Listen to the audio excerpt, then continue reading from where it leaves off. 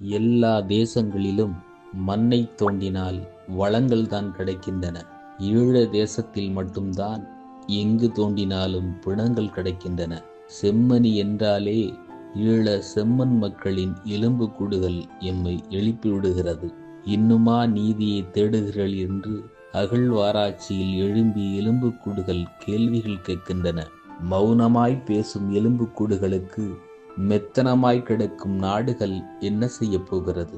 கொத்து கொத்தாக புதைக்கப்பட்ட சொந்தங்கள் இன்று எலும்புக்கூடுகளாய் எழுந்து வந்துள்ளனர். சிங்கள கொடுமையை சொல்ல வந்துள்ளனர். கடத்தப்பட்டும் கற்பழிக்கப்பட்டும் புதைக்கப்பட்டார்களே என்று எலும்புக்கூடுகளாய் எழும்பிவிட்டார்கள்.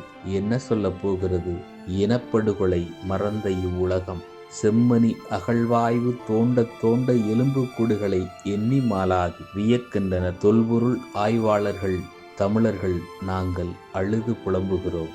காணாமல் ஆக்கப்பட்ட தமிழர்களை தேடி தேடி எம் தேசத்தின் நீதிக்கு பன்னாட்டு மன்றத்தில் மனு கொடுத்தோம். ஆனால் எங்களுக்கான நீதி மண்ணோடு மண்ணாக மக்கிப் போனது ஏன்? அநீதி இழைத்தோரை அடையாளம் காட்ட இன்னும் எத்தனை செம்மணி கிடைக்குமோ?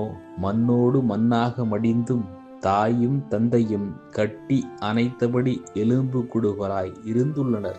எறும்புகள் தூக்குகின்றன பிணங்களாய் அன்று கிடந்தார்கள். என்று எலும்பு கூடுகளாய் எழும்பி நிற்கின்றனர். என்ன செய்ய போகிறது உலகம்? இன்னும் இன்னும் தோண்ட தோண்ட எத்தனை செம்மணி கிடைக்குமோ? நீண்டு கொண்டே போகிறது எலும்பு கூடுகளின் எண்ணிக்கை.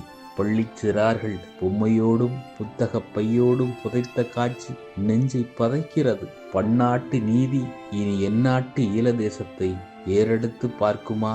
பார்க்கட்டும், பார்க்கவே விரும்புகிறோம்.